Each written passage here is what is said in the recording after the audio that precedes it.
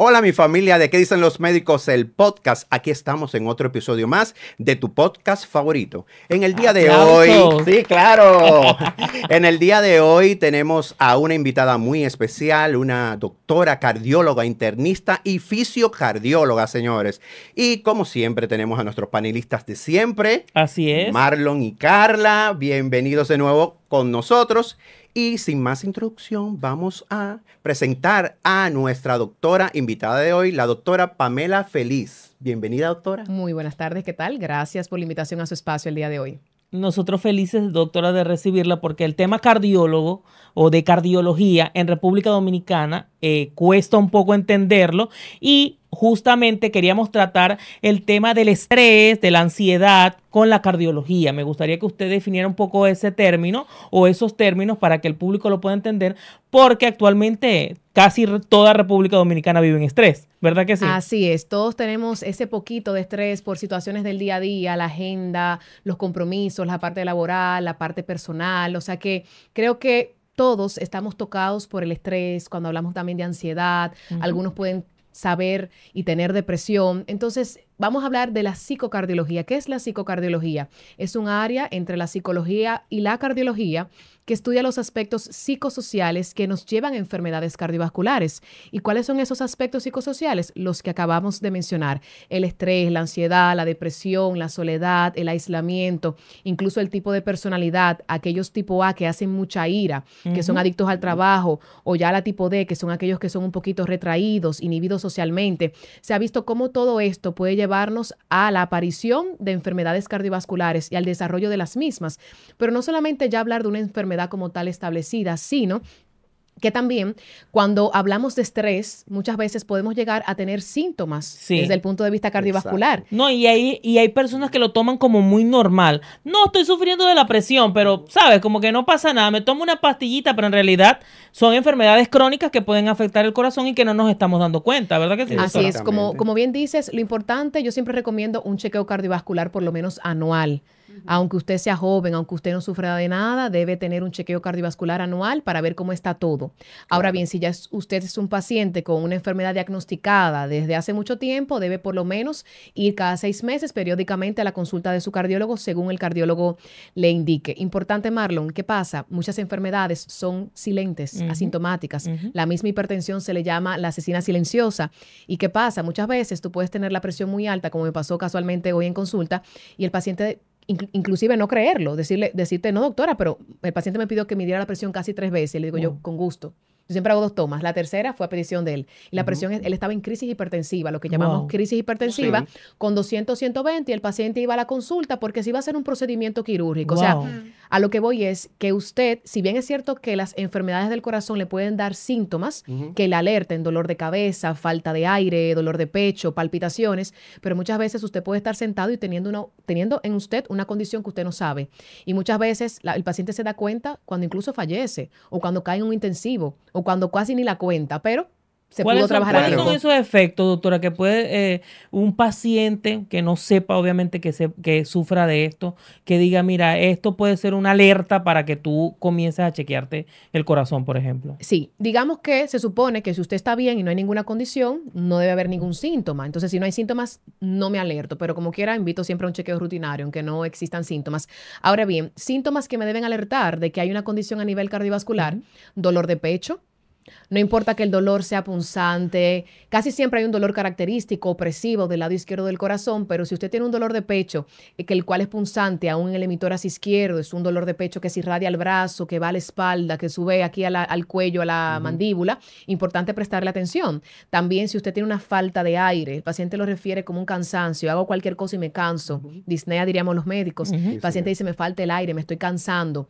También las palpitaciones, que usted dice, oye, me siento como que el corazón o late de más o late de menos, o se para, o tengo palpitaciones, o hago taquicardia. O sea, estos síntomas son los pilares: esta falta de aire, este dolor de pecho. Le iba a preguntar, ¿qué relación actualmente está teniendo el estrés y la ansiedad con las enfermedades cardiovasculares? Porque yo estoy viendo, y se ve mucho en consulta, estos pacientes jóvenes que van a verte Y en realidad dicen, no, doctor, yo me tomo una pastillita de vez en cuando, pero yo no me la tomo siempre. Y cuando vas y tomas la presión, tienen una presión en 210 con 130. Nos ha pasado. Y sí, nos ha pasado anteriormente. Y tú dices, pero señor, usted es hipertenso. No, que yo no lo sepa, no. sabía. Entonces tienes que mandarle a hacer un holter, tienes que mandarle a hacer un seguimiento al paciente cardiovascular, porque casi siempre dicen que se toman una pastillita de vez en cuando y casi nunca se acuerdan el nombre de la pastilla. Entonces, a esos tipos de pacientes siempre tenemos que educarlos de que las pastillas de la presión no son para tomársela de vez en cuando. Eso es igual que la pastilla del colesterol. Tiene que ser diariamente y llevar un régimen en ese sentido, porque muchos pacientes dicen, no, pero a mí se me baja con una pastillita o me tomo un diurético o tomo agua.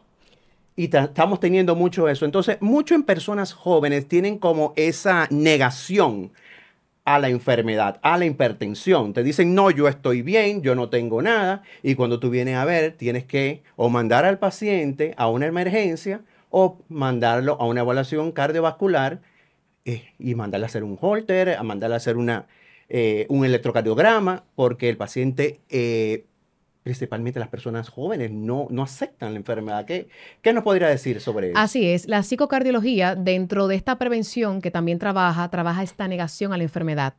Yo diría que como cardiólogos, y en mi caso como psicocardióloga, tenemos que enfocarnos en la psicoeducación del paciente. ¿Qué es la psicoeducación? Yo puedo ser la mejor cardióloga, tener la mejor preparación, la mejor de las intenciones, darte la mejor receta, pero si mi paciente no usa el medicamento de una manera regular, si el paciente lo salta o lo olvida, entonces yo no habré cumplido esta meta que tengo como cardióloga que está tratando una enfermedad y que a la vez estoy cuidando a mi paciente. ¿Por qué? Porque no es solamente el trabajo que yo hago de mi escritorio hacia afuera, sino que yo debo velar porque este paciente esté cumpliendo las recomendaciones. ¿Y qué pasa muchas veces? La negación a la enfermedad. El paciente, ¿de qué usted sufre? Mi cardiólogo dice, o el médico dice, que yo sufro de hipertensión. Yo lo digo así como tan jocosamente, porque dice, el médico dice, y le digo yo, el médico dice. No, sí. Porque yo me tomo algo ahí, pero de cuando en vez, como usted dice, entonces sí. El paciente que no está adherido a un tratamiento, el paciente que no es disciplinado, es un paciente que va a usar el tratamiento cuando quiera y entienda, es un paciente que va a comer lo que entienda, no va a hacer ejercicio, va a estar en sobrepeso, va a dormir mal, y es un paciente que tarde o temprano va a tener esta condición, pero otras tantas. Porque muchas veces usted puede tener una condición y esta llevarle a otra y a otra, simplemente por no estar, digamos que con un adecuado estilo de vida, en miras a su enfermedad. No, y muchas veces tiene factores de riesgo, como usted misma lo dice, claro, la obesidad, sí. También se le puede complicar con una diabetes, con miles de cosas. De cosas, de problemas. Doctora, también nos está llamando la atención también de que hay muchos pacientes jóvenes sufriendo ataques cardíacos y los están relacionando con lo de la vacuna del COVID. No sé si... Es una buena pregunta, porque sí. de verdad, todo el mundo dice cuando va al médico, no, después de la inyección yo empecé a sentir mal o X. Pasa mucho con el paciente en consulta, por poner un ejemplo bien jocoso, pero que pasa muchísimo. Tú le pones un medicamento y el paciente entiende que el medicamento, después que empezó a usarlo, ahí fue que empezó todo. Sí. Y yo le digo, vamos un poquito más atrás, vamos a hacer como una especie de levantamiento. Ese síntoma, cuando empezó, hace 2 años, entonces le digo yo, pues entonces no fue el medicamento que yo le puse. Ahora bien, como tú dices, Marlon, probablemente el paciente después de la vacuna, creo que todos en pandemia, para todos fue un antes y un después en muchos aspectos de nuestra vida.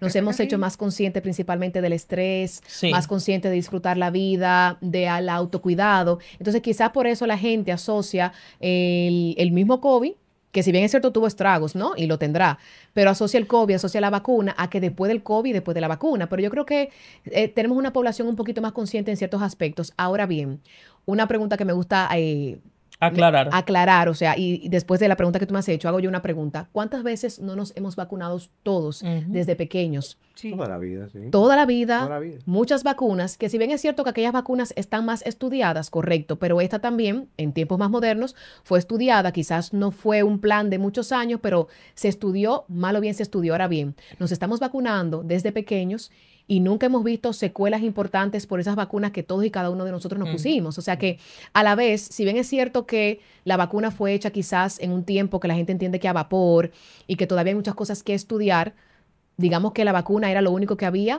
y fue quizás la respuesta a pocas situaciones que ocurrieron. Sí, o sea, claro. ¿Qué pasó? ¿Por qué mucha gente quizás no murió del COVID? Por la vacuna, mal o bien. Pero muchas veces, ¿qué pasa? Muchas personas que tuvieron eventos aparentemente después de la vacuna se habían chequeado anteriormente. ¿Se habían chequeado anteriormente? ¿Cuáles son sus factores de riesgo? La parte genética. Nosotros somos genética, pero también somos medio ambiente. ¿De qué sufren papá y mamá?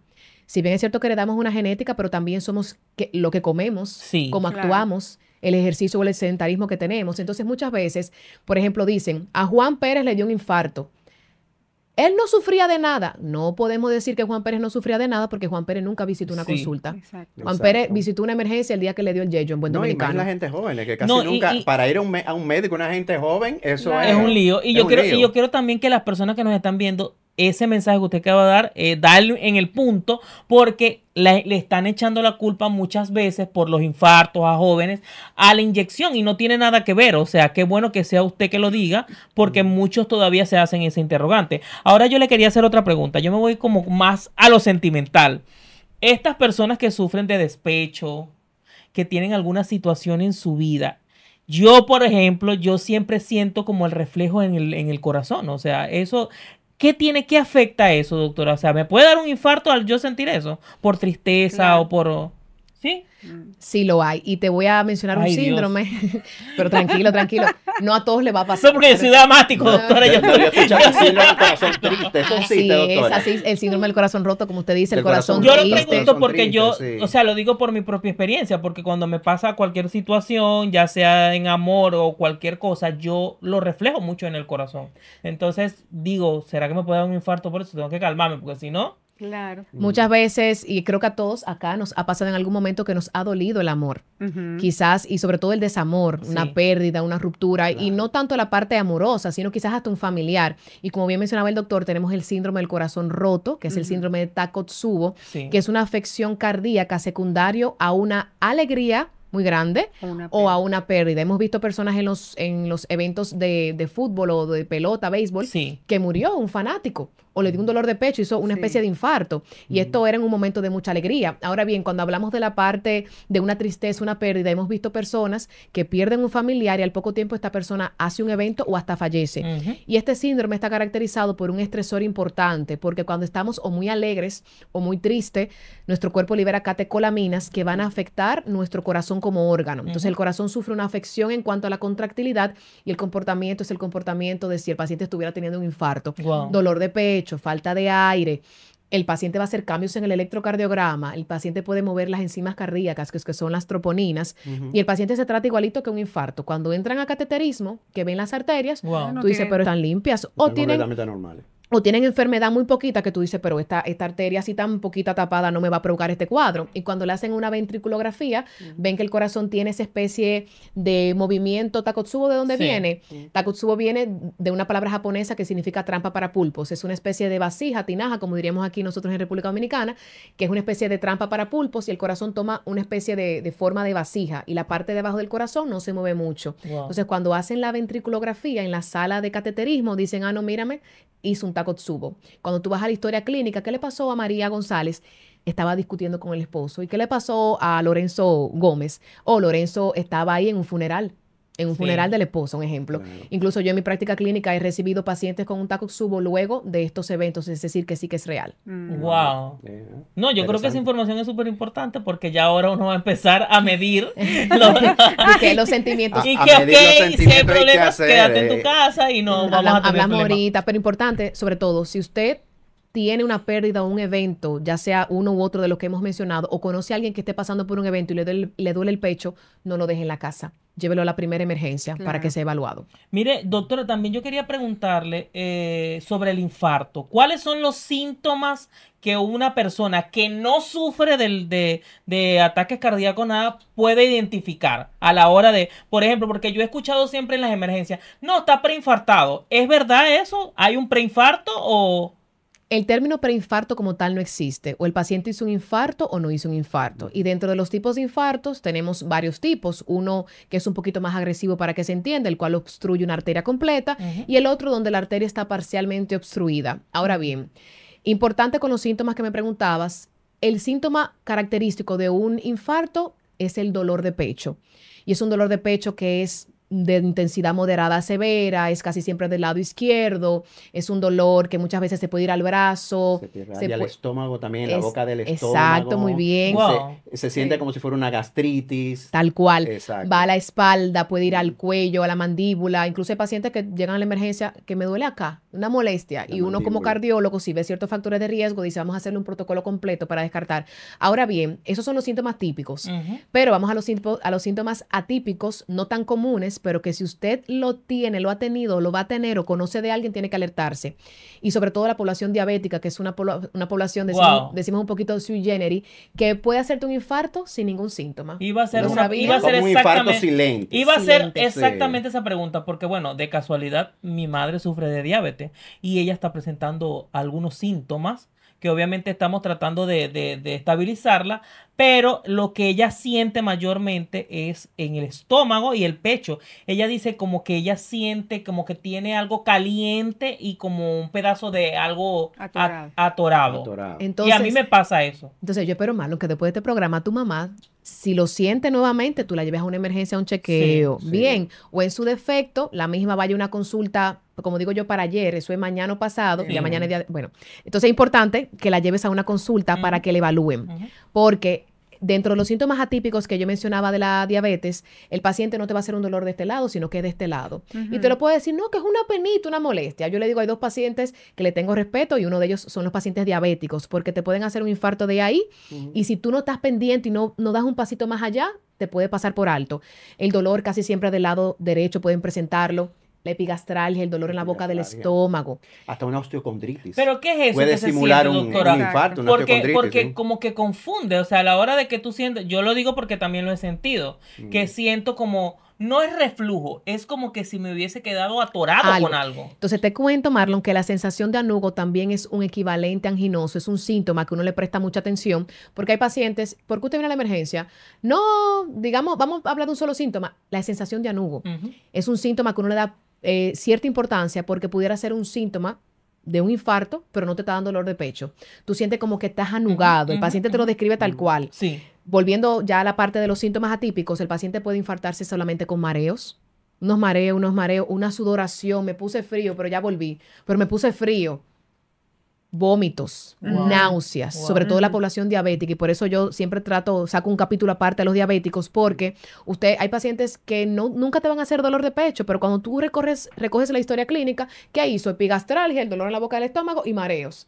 Y simplemente, o vómitos, o dolor en la mandíbula, sobre todo la población diabética. Pero si usted tiene dolor de pecho, sumado a algunos de los síntomas que mencioné, entonces hay que alertarnos y siempre acudir a una emergencia, evaluarse.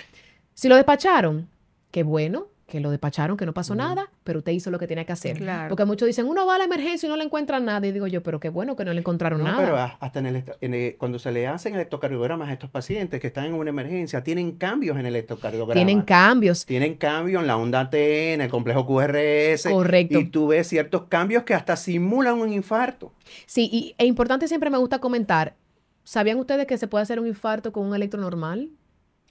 Porque muchos dicen, no, si el electro está normal, lo voy a despachar. Le digo yo, no, espérate. Hay que hacer un protocolo de dolor de pecho. Y aquí me gusta educar a la población, porque a veces el paciente va a tiempo a la emergencia. Pero ¿qué pasa? Del lado nuestro hay cosas que debieron hacerse y no se hicieron. Sí. Entonces, me gusta orientar a mis pacientes y en los medios de comunicación que tengo la oportunidad de ir. Si usted va a una emergencia y usted tiene dolor de pecho y lo quiere medicar sin hacerle un electro, muévase a otra emergencia más grande. Se dañó el equipo, no permita que lo mediquen sin antes hacerle un electro y, a consideración del médico, claro está, hay que hacerle enzimas cardíacas, analíticas de sangre, porque usted puede tener un infarto, un electro en la etapa inicial y un electro normal, o sea, un infarto en la etapa inicial con un electro normal, y cuando le hacen las enzimas cardíacas altísimas, tú dices, hay un infarto. Entonces, llamar la atención, acudir a un centro siempre grande, donde le puedan hacer un electro, donde no le mediquen de buenas a primeras. Eso es muscular, eso es que ella está estresada. No, y también, doctora, y yo quiero hacer un llamado específicamente a los hospitales de República Dominicana. Si una persona va a una emergencia, es porque lo necesita, porque no tiene dinero. Si va a un hospital, en este caso, porque hay muchos, obviamente, aquí en República Dominicana, hay muchas personas que tienen un seguro. Y lo digo por experiencia propia. Quiero preguntárselo a usted, que es doctora, y a ustedes también, si es necesario que en los primeros auxilios que una ambulancia llegue al hogar, por ejemplo, si no le da tiempo de irse en su vehículo, ¿cuáles son los primeros auxilios, por ejemplo, en un ataque cardíaco? Si los que te reciben dentro de la ambulancia tienen el derecho de medicarte en ese momento o llevarte solo a la emergencia, porque se está viviendo muchas cosas y al final el paciente, y el que está viendo esto va a saber que es así, llega a la ambulancia y ni siquiera saben darte los primeros auxilios. Y si te dejan te dejan en el hospital y te atienden 2 horas y 3 horas después. Sí, mira, hay muchas aristas en eso que tú acabas de mencionar, Marlon. Lo primero es el personal que recibe, que te va a prestar la ayuda en una ambulancia. Sin mencionar nombre de ninguna institución, ningún tipo de servicios de estas ambulancias, muchas veces ese personal no es un personal médico. Hay una enfermera, hay un técnico, hay un chofer o hay un equipo un personal del equipo sanitario que te va a trasladar a un lugar. Entonces, recomendaciones así básicas. Lo ideal es que estas ambulancias cuenten con un electrocardiograma, que cuando llegan a la casa lo puedan hacer. Estamos hablando del mundo ideal, porque sabemos, ¿verdad? Sí. Lo ideal es que si un paciente acude por dolor, llama por dolor de pecho, cuando acudan a la casa, lo ideal sería hacerle un electrocardiograma y que esto alerte a la unidad que está en el teléfono y que usted le diga, tengo un paciente con esto. Ah, mira, llévalo a tal lugar. Te escucho. No, yo quiero preguntarle porque, bueno, vuelvo al caso de mi madre. Si ella la recibe la ambulancia, es una pregunta porque quiero como sacar esa duda. Y ella le explica los síntomas que ella siente, que son cardíacos. ¿Ellos tienen la potestad de darle algún medicamento para controlarla hasta llegar al hospital o tiene que llegar al hospital? No, claro que sí. Te comento. Uno como médico se forma mucho basado en guías internacionales, tanto de Estados Unidos o Europa. Ahora bien, otra cosa es cómo aquí en el país las cosas se vivan. Si bien es cierto, la ambulancia se supone que pudiera tener la capacidad de medicar al paciente según le refieran en la central hasta que vaya llegando al médico. Siempre y cuando la ambulancia tenga el personal indicado, la capacidad, el abastecimiento y las indicaciones médicas. Pero vemos muchas veces, lastimosamente, cuando buscan un paciente en una casa, es como quizás un servicio de llevarlo y dejarlo en una emergencia. Entonces, uno muchas veces se forma sabiendo que cuando un paciente llama en una emergencia, hay una parada cardíaca, en el peor de los casos, hay un infarto, hay cosas que no se pueden hacer media hora después, cuando te llega una emergencia, si acaso. Hay cosas que hay que hacer en el momento, pero eso va muy de la mano, y es quizás una crítica constructiva al sistema, de cómo están capacitados nuestro personal médico que acude ante una emergencia vía una ambulancia, la misma infraestructura como tal, porque, como te digo, yo como médico sé cómo debo abordar un paciente en un momento, en una eventualidad en la casa, ya sea en una emergencia, obviamente, pero la pregunta es, ¿están capacitadas nuestras unidades de emergencia, de ambulancia para tratar el paciente en el momento mientras llega a un centro médico con los tapones de este país? Sí, porque no, por ejemplo, en la noche a la hora de llegar, de verdad, llegan súper rápido. El tema es atenderlo, porque puede ser no solamente un infarto, puede ser una embarazada, puede ser X paciente con X enfermedad, pero el tema es que el sistema tiene que... Bueno, no sé, yo lo estoy diciendo aquí porque obviamente lo he vivido ahora mismo, pero yo digo, es fuerte porque eso trauma más al paciente. Porque el paciente dice, bueno, pero ¿para qué voy a llamar entonces a la ambulancia? Para eso me voy al hospital y veo qué soluciono yo en el hospital. Nosotros también tenemos esos tipos de pacientes que se automedican. En nuestro centro tenemos muchos pacientes de eso, ¿no? Que van y se automedican y tú dices, ¿qué medicamento estás tomando?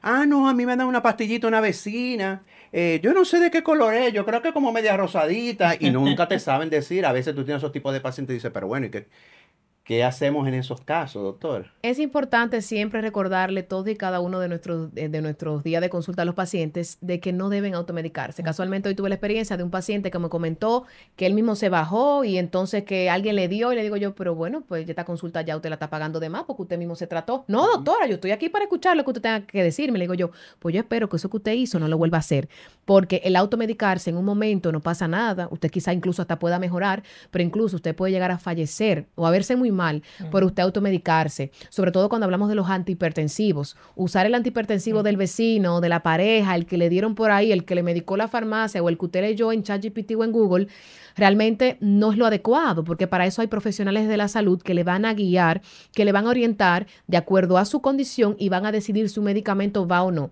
Exacto. Entonces, un medicamento puede bajar la presión de una manera, como le digo yo a los pacientes, ni la ambulancia llega a tiempo a su casa y usted se queda ahí mismo. Entonces el paciente abre los ojos y dice, la doctora tiene razón. Pero probablemente ese paciente no lo vuelva a hacer más. Pero a veces lo hacen bajo el conocimiento de que no es correcto, pero se la juegan. Y hay otros que por la ignorancia lo hacen. Doctora, en República Dominicana, el índice de infartos o de problemas cardiovasculares, ¿en qué índice está el país? Digamos que es alto. Ahora bien, existiría lo que pudiéramos decir un infradiagnóstico, porque primero aquí no hay una estadística que yo te pueda decir, Marlo, mira, tenemos tal cantidad de infartos y demás. Lo que sí te puedo decir que cada vez más en la consulta vemos pacientes jóvenes con enfermedades cardiovasculares que quizás le pertenecían a papá y a mamá y a los abuelitos, pero vemos cada vez más pacientes jóvenes que son hipertensos, que tuvieron un evento cardiovascular a temprana edad y tú dices, wow. O sea que te diría que cada día más en la consulta vemos pacientes que te llegan con diferentes diagnósticos, con diferentes sintomatología, y creo que así como va el mundo avanzando, también nosotros mismos vamos enfermando un poquito más rápido. Pero no podemos perder la esperanza y siempre invitar a los pacientes, como yo digo, a un chequeo preventivo. Yo como cardióloga de adultos veo a los pacientes a partir de los 18 años de edad. Ya si usted tiene menor de 18 años de edad, debe ir a un cardiólogo pediatra, pero siempre es bueno acudir por sus propios pasos a un chequeo para ver qué pudiera haber. Bueno, algo más que ustedes quieran añadir. Yo creo que esta información está súper buena, está muy súper completa. Demasiado, doctor. Usted es una estrella. Gracias. Bueno, doctora, muchísimas gracias por estar en este espacio con nosotros en el día de hoy. Siempre. Le extendemos la invitación para otros episodios más. ¿No? Gracias. Carla? Gracias. Que ha sido un tema muy interesante en el día de hoy, muy instructivo. Así que manténgase siempre con nosotros, activos y al tanto de qué dicen los médicos el podcast. Gracias.